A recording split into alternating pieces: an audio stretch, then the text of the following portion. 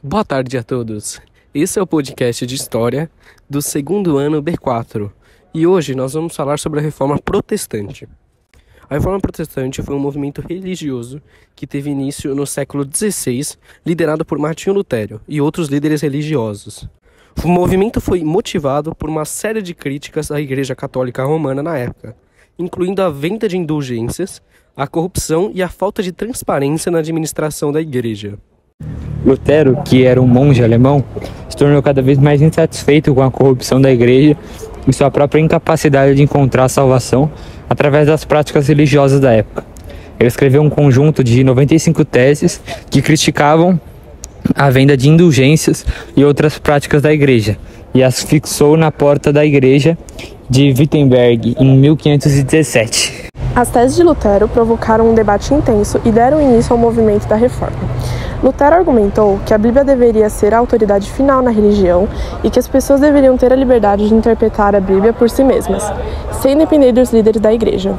Ele também defendeu a ideia de que a salvação era alcançada apenas pela fé em Jesus e não pelas obras ou pela indulgência. A Reforma Protestante rapidamente se espalhou pela Europa, com líderes religiosos como João Calvino na Suíça e John Knox na Escócia, cada um desenvolvendo sua própria visão teológica da Reforma. O movimento teve um impacto significativo na sociedade ocidental, contribuindo para o surgimento de diversas denominações protestantes, como luteranos, calvinistas, anglicanos, metodistas e batistas, entre outras também. Ele influenciou a cultura e a política da época, incluindo a Guerra dos 30 Anos e a Revolução Inglesa.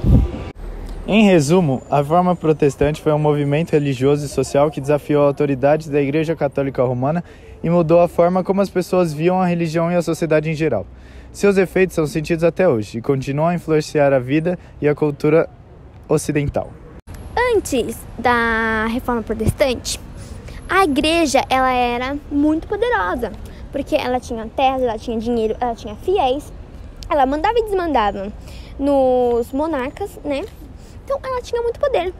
E depois da Reforma Luterana, da Reforma Calvinista, teve a Reforma Anglicana de Henrique VIII, onde o Henrique VIII usou o ato de supremacia, que era o quê? Era um documento que o tornava rei de Estado e ele é o chefe supremo religioso. Então, todas as terras que eram da igreja se tornaram para Henrique. Tudo que a igreja tinha no território de Henrique se tornou dele. Então, o que a igreja tinha não era mais dela. Só que a igreja não deixou isso muito barato. Então, ela teve um movimento chamado Contra-Reforma, que era para deter o protestantismo e angariar novos fiéis, ganhar poder e novas terras.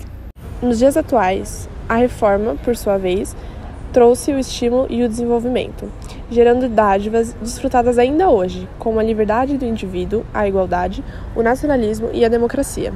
Aconteceram também diversas mudanças nas leis, no casamento e nas famílias. Então esse foi o episódio de hoje, amigos. Se você gostou, não se esquece de deixar o like. Adeus, amigos!